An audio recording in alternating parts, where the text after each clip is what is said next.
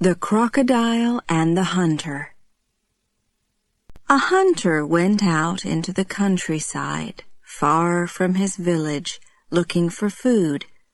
After many hours he was sitting by his fire, eating the meat of the animal he had killed, when he noticed two eyes watching him from the bushes. The hunter picked up his knife, stood and asked, "Who are you?" A wildcat then appeared.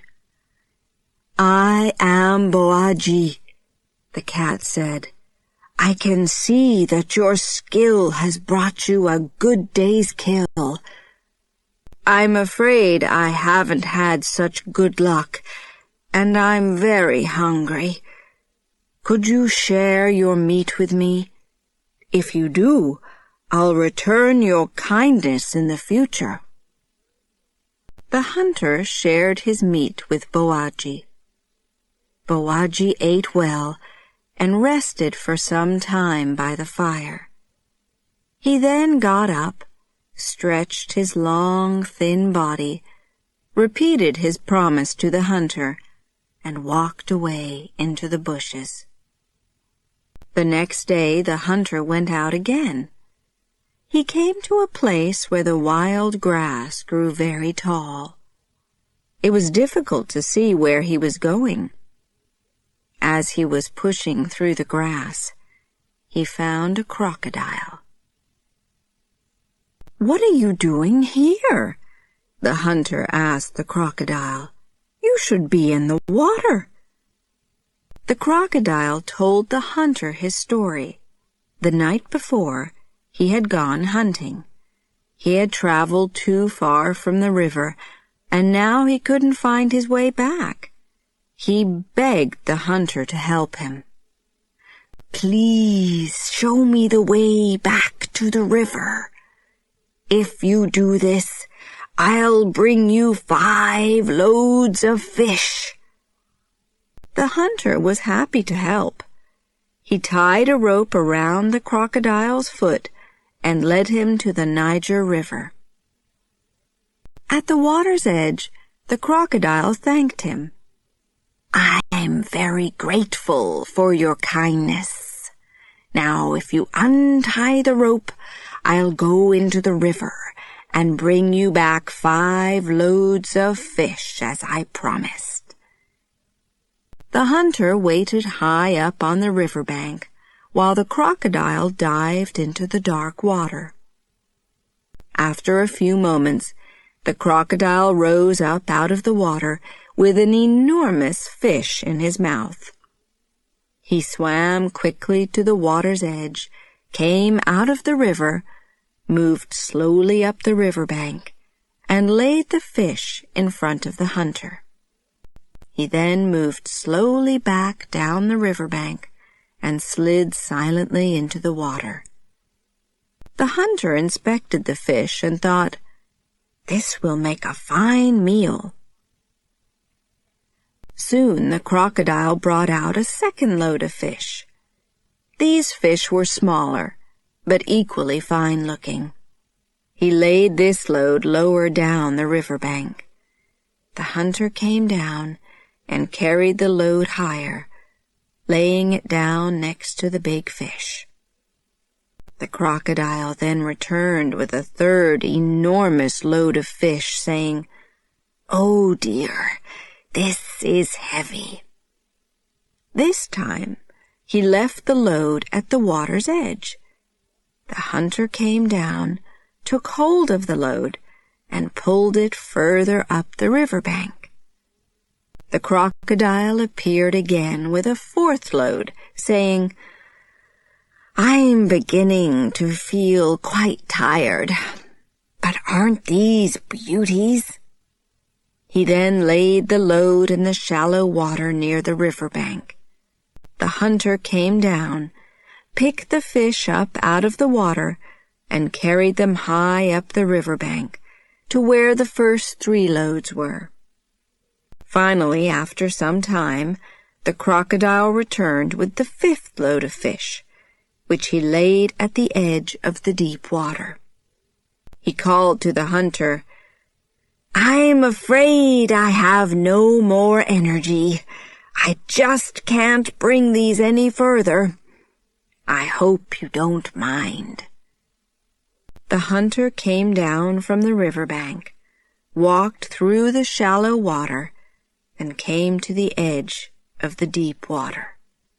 He was bending down to pick up the fish when the crocodile suddenly jumped out of the river, closed his enormous jaws around the hunter's foot, and dragged him under the water. The crocodile raced through the water to his brother crocodiles, who were lying on a small island in the middle of the river. He called to his friends that he had caught a hunter for their dinner and invited them all to come and enjoy the meal. Crocodiles suddenly appeared from every side and crowded round the hunter, moving their heads and tails from side to side and making hungry noises. "Wait!" shouted the hunter. "I helped your friend. He lost his way and I helped him. And now he's going to eat me. I ask you, is this fair?" The crocodiles replied, "Let's see if it's fair. You must get 4 opinions on this question, and then we'll decide." Just then, an asubi, a colored mat, floated down the river. It was old and torn. The hunter shouted to the asubi, "Asubi, please help me." "What's wrong?" the mat shouted back. The hunter told the asubi what had happened, and then asked, "Do you think this is fair?" The mat replied, "You are a man. I know what men are like.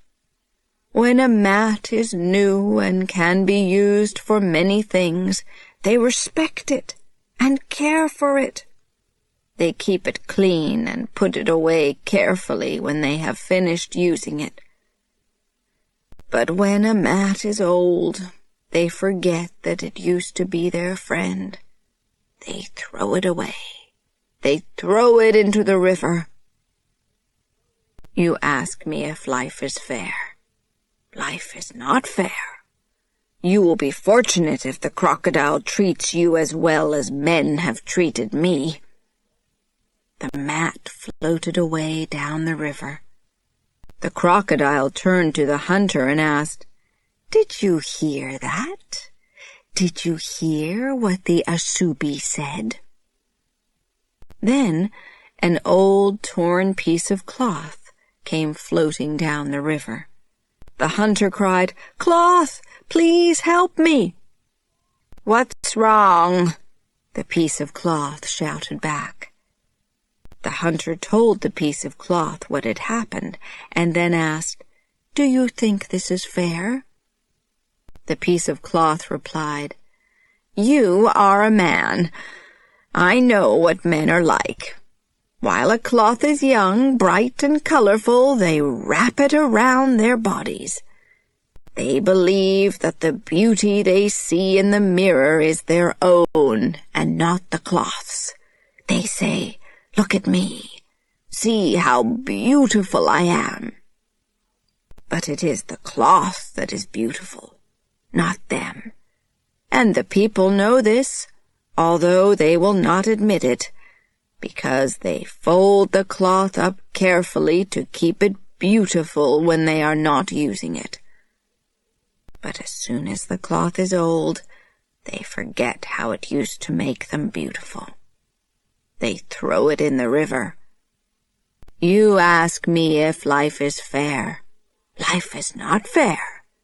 You will be fortunate if the crocodile treats you as well as men have treated me." The piece of cloth then floated away down the river. The crocodile asked, "Did you hear? Did you hear what the cloth said? What do you think now?" A horse came down to the river bank to drink. The horse was old and thin. Her owners had forced her to leave their farm because she was too old to work. The hunter cried, "Horse, please help me." "What is the problem?" the horse shouted back. The hunter told the horse what had happened and then asked, "Tell me, do you think this is fair?" The horse replied, "You are a man. I know what men are like. When a horse is young, they look after her well. She has a warm home. The boys brush her and give her the best grass. She is given as much food as she can eat. But when the horse is old and cannot work or have babies, when she is weak and sick, they take her out into the countryside and say, 'Look after yourself now.' You ask me if life is fair. Life is not fair. Look at me. You will be fortunate if the crocodile treats you as well as men have treated me." The horse then walked slowly away. The crocodile said to the hunter, "You heard what the old horse said, didn't you? You've had 3 opinions now." Then a wild cat came down to the riverbank, looking for fish. It was Boaji. The hunter cried, "Boaji, please help me." "What's wrong?" asked Boaji. The hunter told Boaji what had happened and asked him if this was fair. Boaji thought for a moment and replied, "That is difficult to judge. First, I must know all the facts. I want to hear the crocodile's side of the story too, but if I do this, the crocodile must accept my final decision." "Of course," the crocodile replied. Boaji asked the crocodile, "How did the hunter bring you here?" "He tied a rope around my foot and dragged me here," answered the crocodile. Boaji asked, "Did it hurt?" The hunter interrupted, "That's not true. He's lying. I didn't drag him." Boaji stopped the hunter. "I cannot judge that until I have seen it. Come here and show me exactly what you did." So the crocodile and the hunter came out of the river and onto the shore. Boaji told the hunter to tie the rope around the crocodile's foot exactly as he had done before. The hunter did this. Boaji then asked the crocodile, "Is this what it was like?" "Oh, yes," answered the crocodile. "This is what it was like, and soon it began to hurt." Boaji said, "I can't decide that yet. The hunter is going to have to lead you back again so I can examine this accurately. Do as I say, and I will follow you." The hunter picked up the rope and led the crocodile back into the tall grass, while Boaji followed. They walked for some time in the hot sun until eventually they came to the place where the hunter had met the crocodile. "This is the place," said the hunter. Boaji asked the crocodile, "Was it here?" "Yes, it was here. And from here the hunter dragged me behind him to the river." Boaji asked, "And you are not satisfied?" The crocodile answered, "No, I wasn't." Boaji told the crocodile, "Good. You punished the hunter for hurting you by dragging him into the river. So now this argument is finished.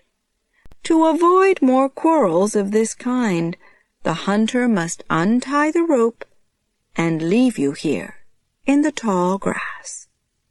This is my decision." "What?" shouted the crocodile angrily. He brought his tail down hard against the earth and spun around to face Bowagi and the hunter. "I'll never find my way back to the river." The hunter looked at Bowagi and smiled. They then left the crocodile there, screaming in anger. The hunter thanked Bowagi as they walked away. The time comes when everyone is treated as he has treated others.